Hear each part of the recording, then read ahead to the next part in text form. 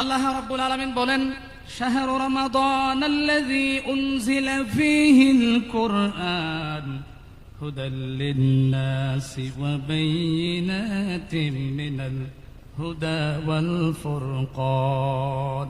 সুবহানাল্লাহ।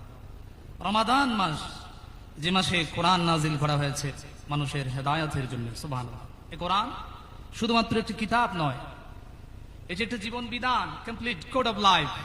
আর এই জীবন বিধানকে বাস্তবে প্রয়োগ করে দেখিয়েছেন হুজুর আকরাম সাল্লাল্লাহু আলাইহি ওয়া আলিহি ওয়াসাল্লাম। আমরা যদি হুজুরের জীবনী দেখি, লাইফ এন্ড টাইমস আমরা যদি পর্যবেক্ষণ করি, আমরা যদি হুজুরের লাইফ স্টাইল দেখি, আমরা দেখতে পাই দ্য মেসেঞ্জার মুহাম্মদ সাল্লাল্লাহু আলাইহি ওয়া আলিহি ওয়াসাল্লাম ওয়াজ এ লিভিং কোরআন। হুজুর করিম সাল্লাল্লাহু আলাইহি ওয়াসাল্লাম ছিলেন জীবন্ত কোরআন। মাওলানা জাহিদ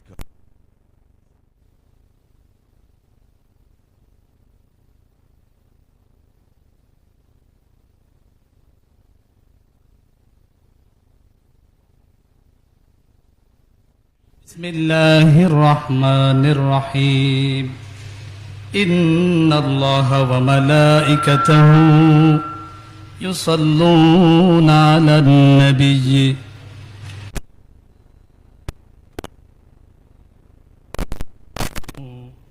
صلوا عليه وسلموا تسليما صلى الله على سيدنا محمد وآله وصحبه وسلم صلى الله على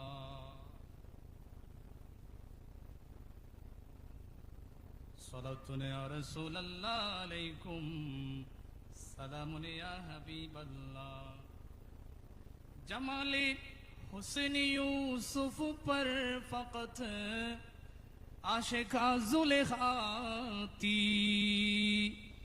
तुम्हारे रूए अनवर पर फिदा सारे दुनिया थी। सलातुन या रसूलल्लाह अलैकुम।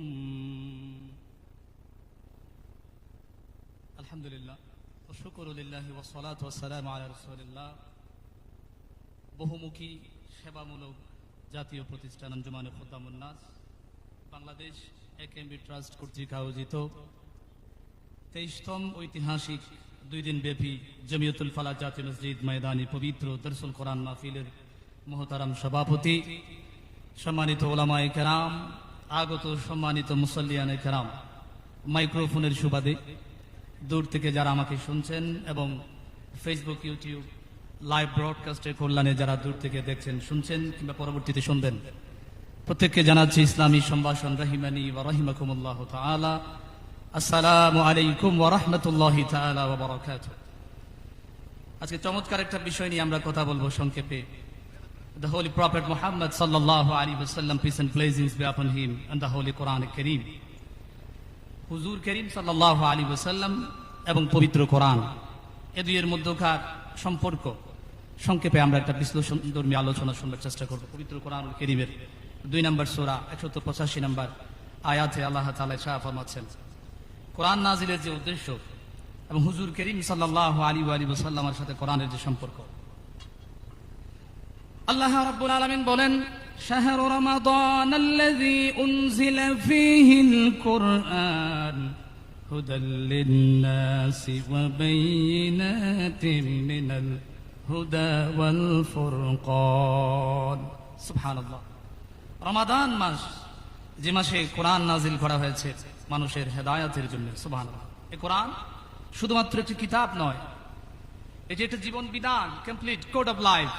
আর এই জীবন বিধানকে বাস্তবে প্রয়োগ করে দেখিয়েছেন হুজুর আকরাম সাল্লাল্লাহু আলাইহি ওয়া আলিহি ওয়াসাল্লাম। আমরা যদি হুজুরের জীবনী দেখি, লাইফ এন্ড টাইমস আমরা যদি পর্যবেক্ষণ করি, আমরা যদি হুজুরের লাইফ স্টাইল দেখি, আমরা দেখতে পাই দ্য মেসেঞ্জার মুহাম্মদ সাল্লাল্লাহু আলাইহি ওয়া আলিহি ওয়াসাল্লাম ওয়াজ এ লিভিং কোরআন। হুজুর করিম সাল্লাল্লাহু আলাইহি ওয়াসাল্লাম ছিলেন জীবন্ত কোরআন। হাদিসে নববীতে এসেছে, সেই মুসলিম শরীফের বর্ণনা, আম্মা আয়েশা সিদ্দিকা রাদিয়াল্লাহু তাআলা আনহা বলছেন, কানা খুলুকুহুল কোরআন। The character of beloved Prophet Muhammad sallallahu alaihi wasallam was the reflection of the Holy Quran. পবিত্র কোরআনের প্রতিবিম্ব। কিংবা চরিত্র ছিল হুজুর আকরাম সাল্লাল্লাহু আলাইহি ওয়াসাল্লাম। কোরআনের ব্যাখ্যা আল্লাহ রাব্বুল আলামিন তার প্রিয় হাবিবকে দিয়ে আমাদের কাছে পাঠিয়েছেন। এজন্য হুজুর ছিলেন পবিত্র কোরআনুল কারীমের সবচেয়ে শ্রেষ্ঠতম ব্যাখ্যাকার। সুবহানাল্লাহ। দলিল কোরআনে কারীম। রব্বুল আলামিন বলেন, وأنزلنا إليك الذكر لتبين للناس ما نزل إليهم ولعلهم يتفكرون। রব্বুল আলামিন বলেন, আর আমি হাবিব হে আপনার প্রতি এই জিকির কোরআন নাজিল করেছি যাতে আপনি মানুষের জন্য স্পষ্টভাবে বর্ণনা করেন এবং যা তাদের প্রতি নাজিল করা হয়েছে এটা নিয়ে যাতে করে তারা সুষ্ঠু সুন্দর চিন্তা ভাবনা করতে পারে। এখান থেকে বোঝা যায় কোরআন বুঝতে হলে হুজুরের সুন্নাহ অপরিহার্য।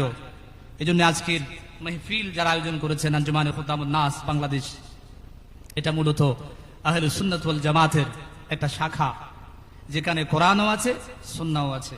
প্রিয় হাজিরিন, এখান থেকে বোঝা যায় কোরআন কেউ যদি বুঝতে চায় শুধু কোরআন দিয়ে কোরআন বোঝা সম্ভব নয়। কোরআন বুঝতে হলে রাসূলের সুন্নাহ, কোরআনের সাথে হাদিসও দরকার।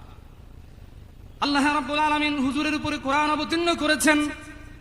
কোরআন অবতীর্ণ হবার যে ব্যবস্থাপনা ম্যানেজমেন্ট সেটাও আল্লাহ তাআলা সূরাতু মুজাম্মিল শরীফের ভিতরে আল্লাহ তাআলা চমৎকার করে তুলে ধরেছেন।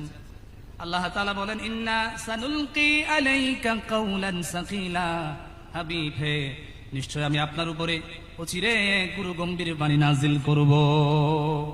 ওহী নাজিলের সময় রাসূল করিম সাল্লাল্লাহু আলাইহি ওয়াসাল্লামের যে কঠিনতম অবস্থা তিনি যেটা ফিল করতেন, এই আয়াত প্রমাণ করে কোরআন কোনো সাধারণ কথা নয়, এটা আল্লাহ তাআলার কালাম, এটা কালামে ইলাহি।